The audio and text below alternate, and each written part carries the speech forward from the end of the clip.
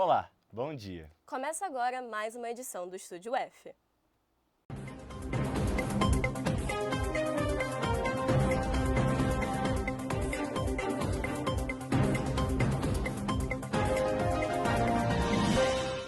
Na próxima sexta-feira, chegará ao mercado varejista um dos maiores eventos econômicos das últimas décadas, a Black Friday. Ela tem sido alvo de muitos questionamentos por parte dos consumidores em relação aos preços dos produtos e às supostas promoções envolvidas. Com a alta demanda de produtos para essa próxima sexta-feira, as empresas possuem a garantia no aumento de vendas de produtos no final do mês. Segundo dados divulgados pela Wake para a nossa equipe, no início desse mês, 65% dos brasileiros pretendiam gastar dinheiro na Black Friday. Com o público suscetível a eventuais falsas promoções, esse tipo de venda não é algo contemporâneo. Em meio aos falsos barateamentos presentes no mercado financeiro, alguns economistas alertam os consumidores sobre as falsas quedas de preços presentes na Black Friday.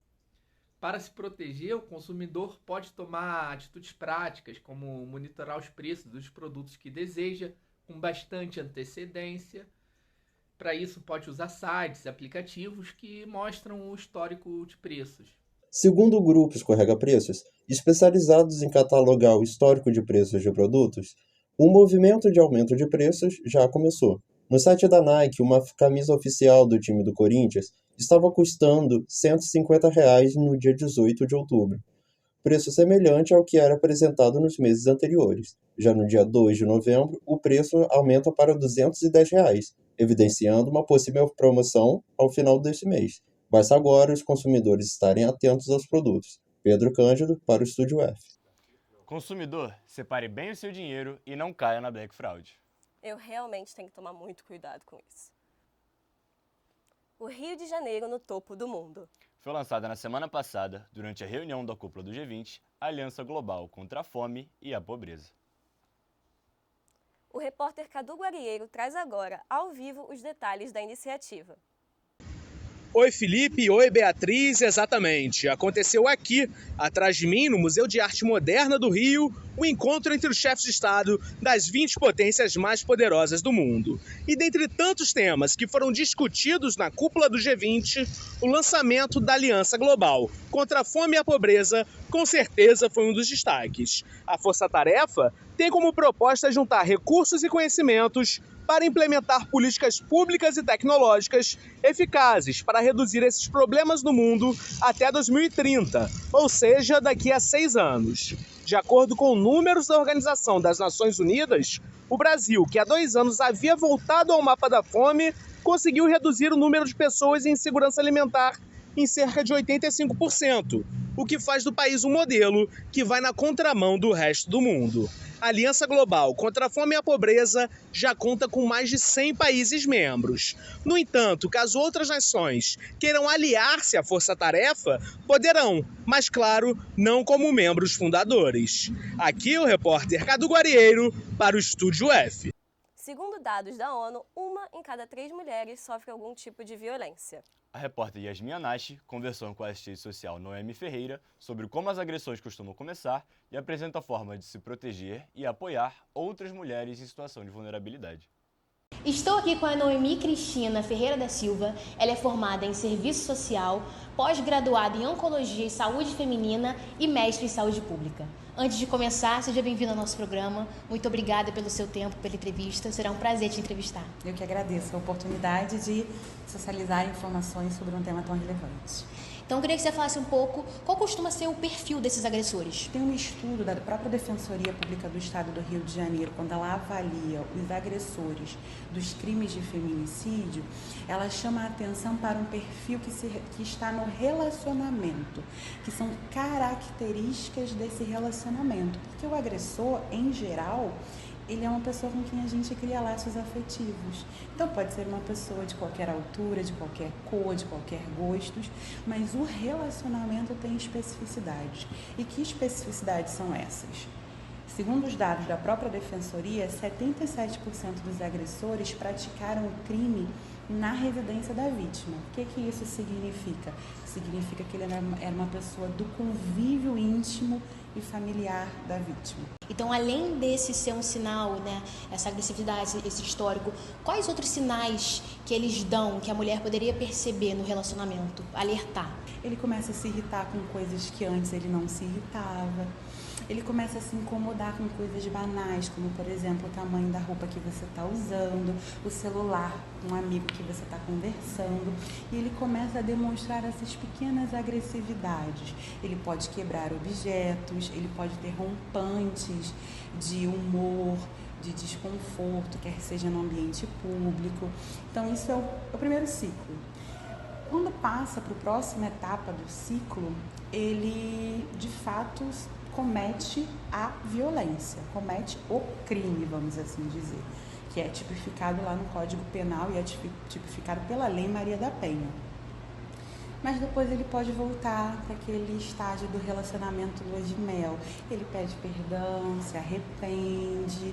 A mulher que já está numa situação de vulnerabilidade aceita esse perdão, essas desculpas, como se nada mais fosse acontecer. E aí o ciclo retoma. Que mensagem você passaria para uma mulher que está sendo vítima de violência? Eu acho que a primeira coisa é que ela não está sozinha. Quando uma mulher sofre violência, a dor dela é uma dor coletiva. É como se todas nós estivéssemos sofrendo. Então, eu acho que o primeiro ponto é isso. E que a luta para superar a situação de violência transforma essa mulher numa sobrevivente. O que isso significa? Significa que todos os dias ela vai precisar lutar para se manter de pé, para ir para o trabalho, para enfrentar o agressor, para conseguir justiça na situação que ela vivenciou, mas que eu penso que é possível através de serviços fortalecidos e comprometimento, não apenas individual, mas um comprometimento que é social, que toda a sociedade se compromete a, de fato, enfrentar a violência e não mais tolerar essa violação de direitos humanos, é possível a gente enfrentar e superar essa situação de violência que você está sofrendo. Eu acho que buscar ajuda e acreditar nessa ajuda é o primeiro passo. Muito obrigada por ter aceitado participar do nosso programa e denuncie, ligue 180 ou vá na delegacia da mulher mais próxima da sua casa. Nós estamos com você. No próximo bloco, Pedra do Sal, patrimônio histórico e cultural do Rio de Janeiro. Essa mensagem diz respeito a você que rala, que se dedica e quer um Brasil melhor. Um Brasil que respeite a sua força e capacidade de liderar e produzir.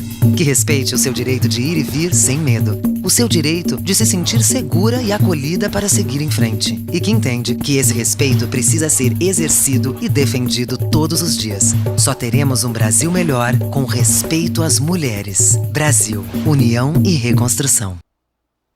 O verão se aproxima e as temperaturas estão ficando cada vez mais altas. E nesse calorão, os idosos precisam tomar um cuidado redobrado com a saúde.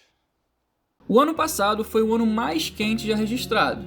Levantamentos apontam que, por conta do aquecimento global, a temperatura do planeta atingiu a média histórica de 14,98 graus Celsius, 0,17 graus acima do ano mais quente até então, 2016.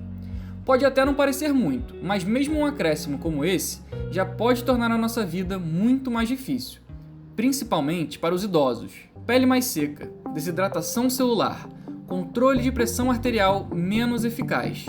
Essas são algumas das características que acompanham o envelhecimento e que tornam o calor bem mais perigoso.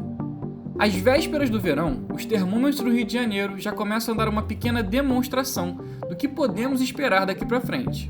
Leila Mota é professora de francês, aposentada e dá aulas online. E para passar o dia inteiro na frente do computador, não tem outro jeito. Você conseguiria ficar aqui dando aula durante o verão sem um ar-condicionado? Não, de forma alguma.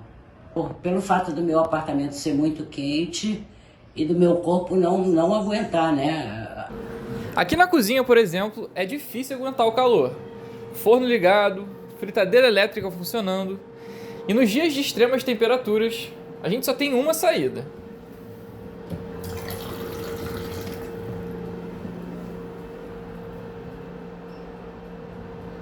Caprichar na hidratação. O que a gente pede é que o familiar ofereça água e trace uma meta, mais ou menos 30 a 35 ml por quilo de peso num dia. E a escadinha do ar-condicionado não deve ser aposentada tão cedo.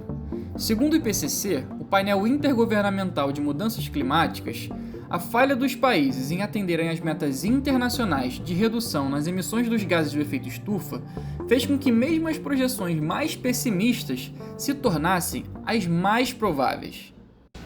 O que está surpreendendo a academia e o núcleo de cientistas que trabalham com mudança climática é que, na verdade, o que eram os cenários mais pessimistas e improváveis de acontecer, a gente está cada vez mais próximo deles. Então, infelizmente, a gente está muito mais próximo do que era quase improvável do que a gente aceitava como provável. Ou seja, a situação está muito crítica. Desde cedo, os atletas de base lidam com alto nível de pressão. Trabalhar o emocional e prepará-los para o sucesso é de suma importância para construir suas carreiras. O futebol, além de paixão nacional, é uma carreira promissora para muitos jovens. Mas para chegar ao sucesso, é preciso mais do que apenas talento. A mente também precisa estar preparada. É importante porque no futebol a gente está sendo cobrado a todo momento de técnico, diretor, supervisor, presidente. Então, eles não querem saber se a gente está com problema em casa, se aconteceu alguma coisa com um familiar nosso, se a gente não está tão bem, se a gente não acordou tão feliz, a gente precisa render em campo.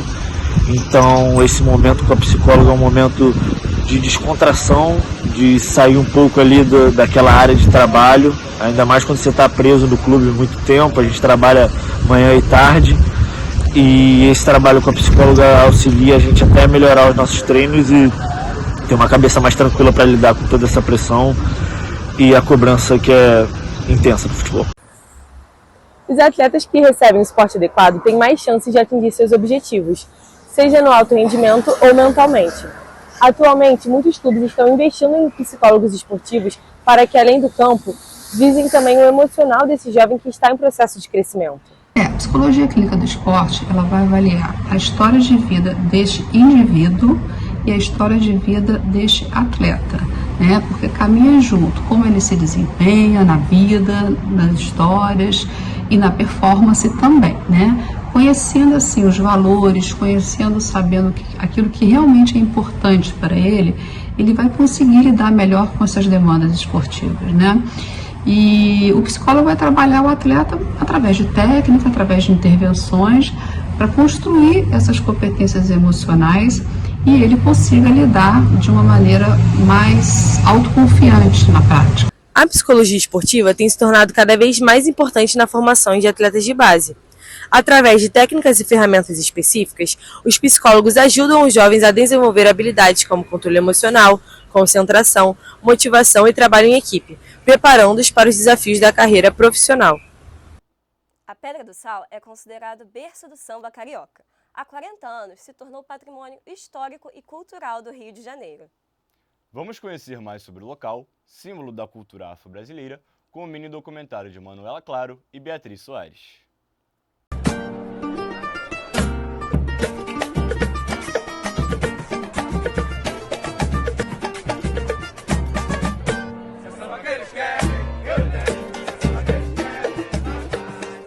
Eu sou produtor musical e DJ da Pedra, operador de áudio, eu faço um pouquinho de cada coisa na Pedra. A ideia é justamente o quê? Trazer rodas de samba e manter a cultura da Pedra, que é uma cultura de samba, de raiz, né? E outros estilos de música que eu também toco aqui, porque a pegada da Pedra é ser uma coisa diferente do que tem aí fora. Mas aqui tem de tudo. Tem funk, pagode. O que me pega mesmo é o charme que vai... Ai...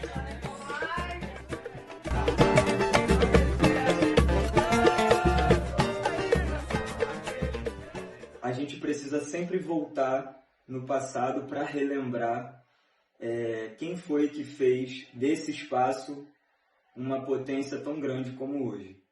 O Cais do Valongo, ele é o ponto de maior chegada de populações negras escravizadas do século XIX.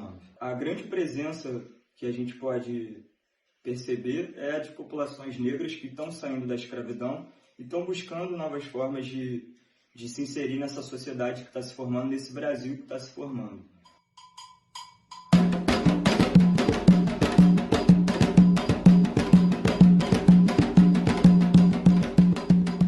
A importância é gigantesca. Aqui nasceu o samba. Além de ter nascido o samba, né, foi aqui é um terreiro, né, na verdade. Aqui não é só alegria, né, porque a pedra tem uma energia tão grande que as pessoas às vezes se esquecem da luta e da dor que foi passada aqui. E durante gerações teve muita luta, muita disputa até chegar nos dias atuais. Eu acho que assim, a Pedra do Sal é um lugar histórico e que merece sim respeito e tradição a toda a história que foi passada nela. Tornar um lugar ou uma construção patrimônio faz com que mais pessoas acessem uma história que durante muito tempo não foi dada a sua devida importância. Mas é sempre bom lembrar que as pessoas que formaram aquele lugar, as pessoas que construíram aquilo que hoje é reconhecido como patrimônio, foram as grandes responsáveis para que chegássemos a esse ponto, né?